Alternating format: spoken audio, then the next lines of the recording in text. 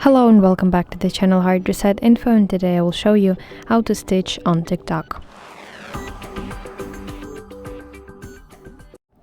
So open TikTok application on your device and open whatever video that you want to stitch, and here tap the share button on the right side of your screen.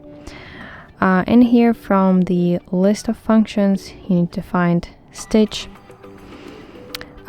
Here choose the video, the part of the video that you would like to stitch. Okay, there is some problem with this video. Let's try another one.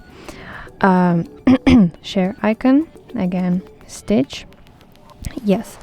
So choose the part of the video you would like to stitch, for example this one, and tap next button.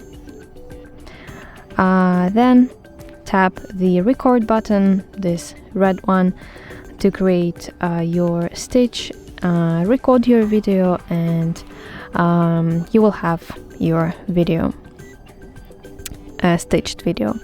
So that's basically it. I hope you find this video helpful, and if so, please leave a thumbs up and don't forget to subscribe to our channel. See you soon. Bye bye.